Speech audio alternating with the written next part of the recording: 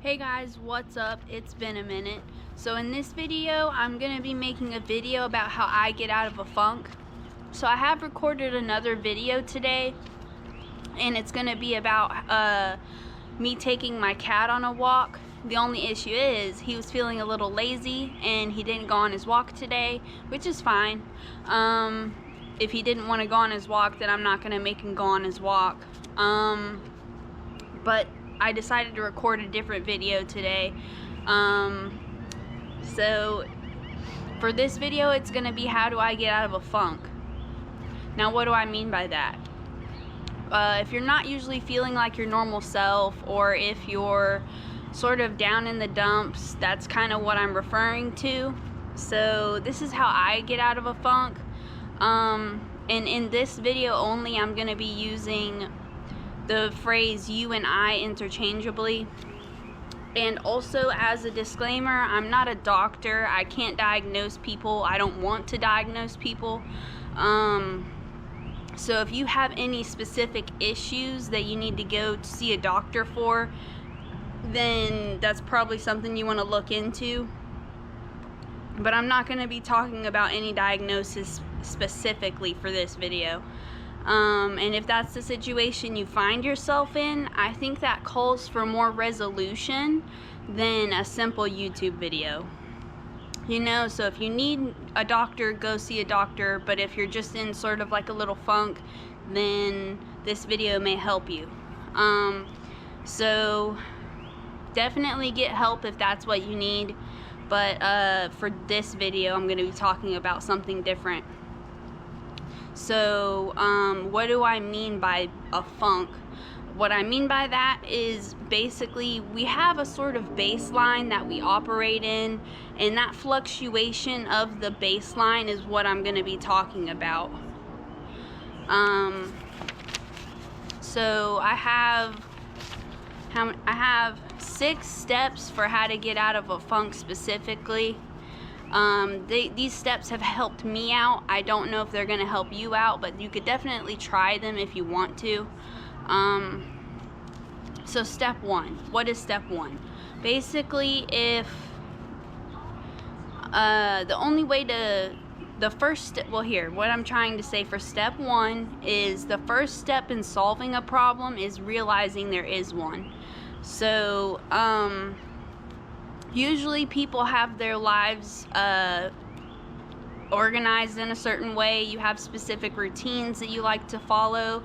And a few indicators could be your sleep schedule, your diet, and your social life. So if you notice any grand fluctuations in any of those areas, it's usually a good indicator that you might be going through something, you know. And it's not always obvious to tell when you're going through something, so checking in with yourself regularly helps as well. So for me personally, with my sleep schedule, I like to go to bed. I try to go to bed before 10 p.m. and I try to wake up at a good time. Sometimes I do sleep in until like 11 p.m. or so. It depends on what I did the day prior. But make sure you're getting a full night's sleep, a few hours a night, just making sure you can sleep good. And also for the next one would be your diet. So our diets can be linked directly to our moods. So if you don't eat regularly or healthily, it could potentially influence your overall mood and your scenarios that you could be going through. So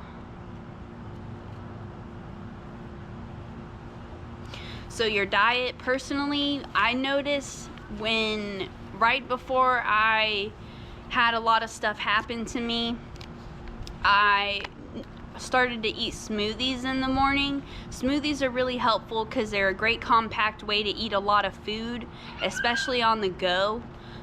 So if you can afford to get some smoothies or a blender and try and eat smoothies, that's also really healthy for you. You just have to be careful because smoothies can potentially have a lot of sugar in them. So that's one way that'll help you get motivated and get you moving around. I will say Greek yogurt is very healthy too, so throwing that in your smoothie will help get you going. And for your social life, this is largely going to depend on whether or not if you're an introvert or an extrovert. Personally, I'm an introvert, so I don't tend to get out much. I socialize when I can, but one thing you're going to want to try and focus on is, you're going to want to get out in a healthy amount. Being too overly social can lead to money issues, and if you're going out with your friends all the time, you could be spending more money than you want. But if you're an introvert, you could be spending too much time at home. So going outside, talking to people regularly could be a good way to help you socialize. And me personally, a good way for me to tell if my sleep schedule is off, if I'm either getting up at the butt crack of dawn or sleeping all day, that's a good way for me to know if my sleep schedule's off. My diet, I already went over that. Just sort of make sure you're not eating too much junk food, that kind of stuff. As long as you're putting in effort to eat healthy for that, you should be okay. And for your social life, try to put in a little bit more effort to talking to people. A good way, if you're really super cooped up and introverted, a good way to help yourself is to ask someone else how their day's going. And that can help open a dialogue for potential conversations that you may or may not want to have. It's good to also see how other people are doing. You want to make sure your friends and stuff are doing all right, and it helps you grow more. So that's all for step 1.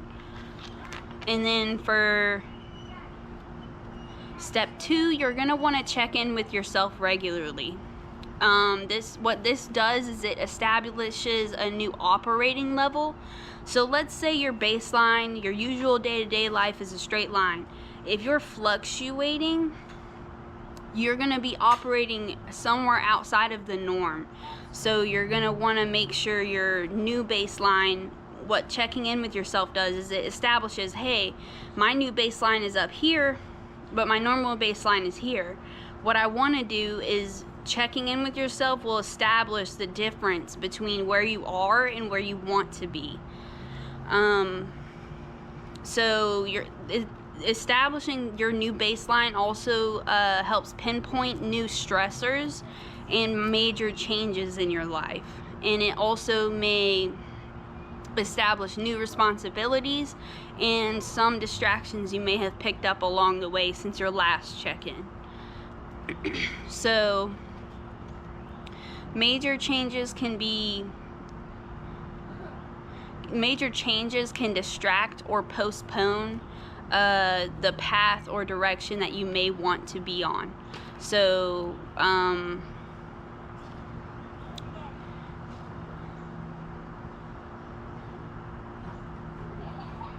So what that does is it establishes your direction and your path in life that you want to take. So if you're not where you want to be, just remember that you're going to want to have some patience. For instance, I know for a lot of people, saving up money can be a very uphill battle for some people. So what that does is you're doing check-ins with yourself financially. That's one example of noticing your growth, where you want to be and where you could be. And checking in with yourself pinpoints issues that can be worked on. And a good thing to do when you are checking in with yourself is journaling. You're going to want to track and monitor where you're at, where you've been, where you want to go, type of stuff. So step 3 is make time for yourself. If you're a busy person, you're very social, you got a lot going on, maybe you work all the time, making time for yourself can help take care of your physical. So what I like to do is I like to take a me day And I like to take care of myself physically, such as nail care, skin care routine. I'll do a hair mask once in a while, or going on a walk, stopping at a coffee shop, movies, books. And then, so I like to do me days once a week or bi-weekly. So if you're like a parent or something where you have a lot of responsibilities, maybe you only get a me day every 2 weeks.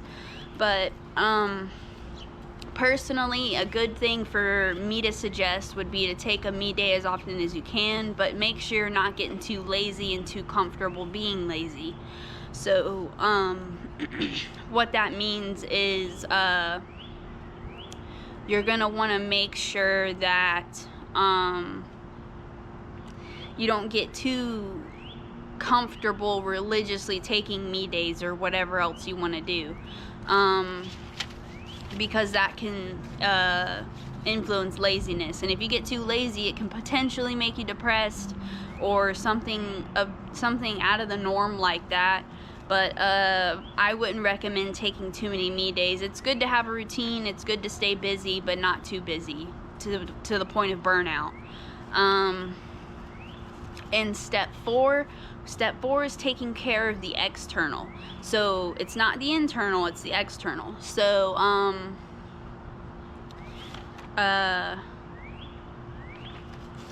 so this will include things like doing the dishes, doing the laundry, taking care of your animals and people in your household. Stuff like this has to be done pretty much every day. I don't know very many people that don't do their dishes every day, but unless you just didn't make any dishes that day, then you don't have to do the dishes that day. And laundry is usually like a once a week type of chore for most people.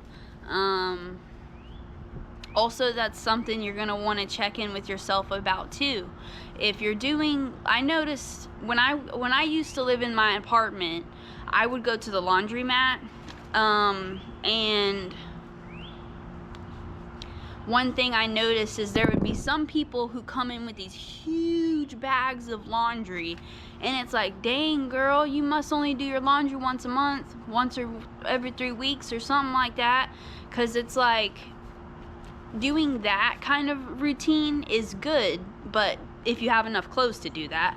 But it's also bad because it's like you're not taking care of yourself as much as you can. You got a pile of laundry in the corner that you don't want to deal with. Stuff like that can also lead to laziness, and laziness is a good influencer of depression. I'm not trying to ward off depression. What I am doing is just telling you guys how I personally get out of a funk and keep up my own routines.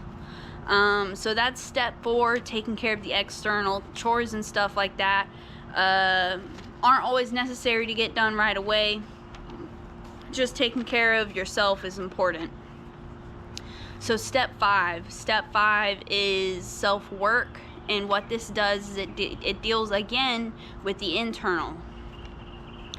And what this does is it smooths over your internal, as in it takes care of your overall mental health.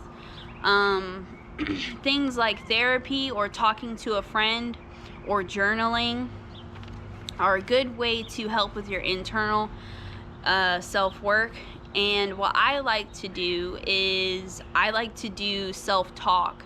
So things like checking in with myself and journaling are helpful for me in order to not become so stagnant in my life. It also helps me process things that have happened and things that have happened in the moment. So for instance, step 1 would be it helps you process things in the past.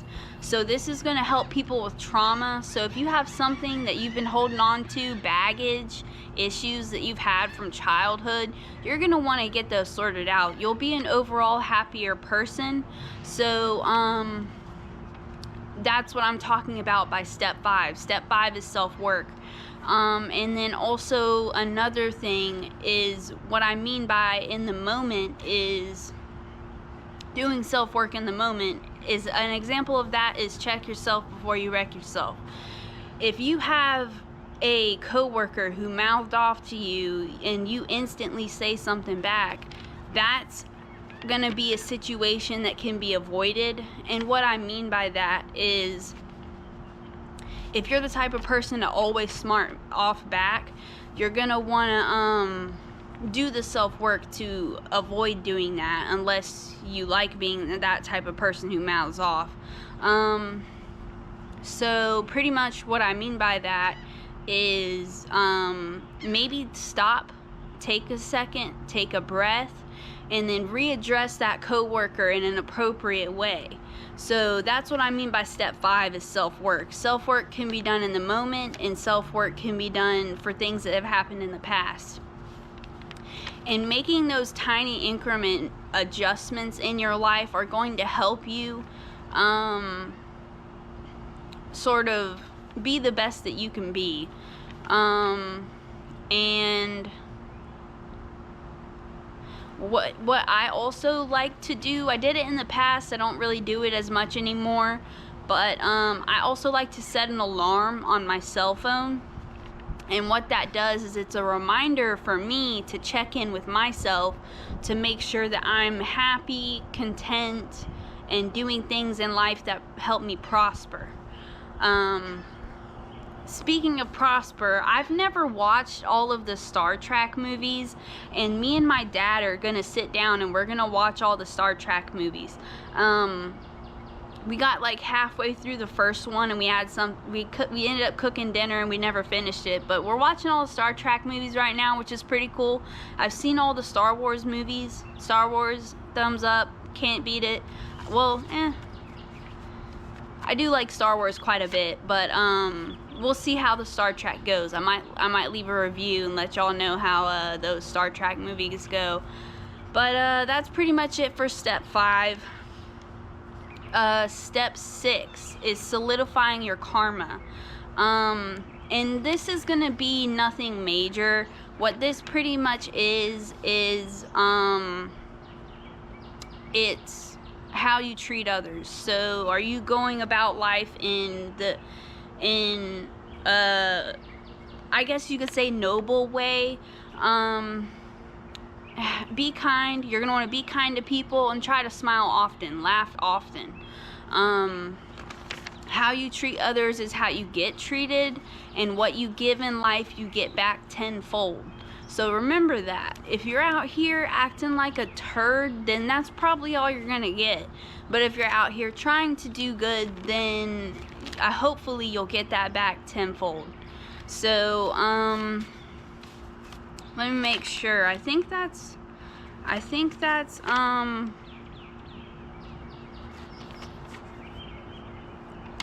and also a good point for step 6 is you reap what you sow in life.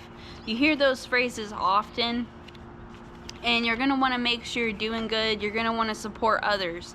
So be patient, and acknowledge the ebb and flow in life, and don't get discouraged.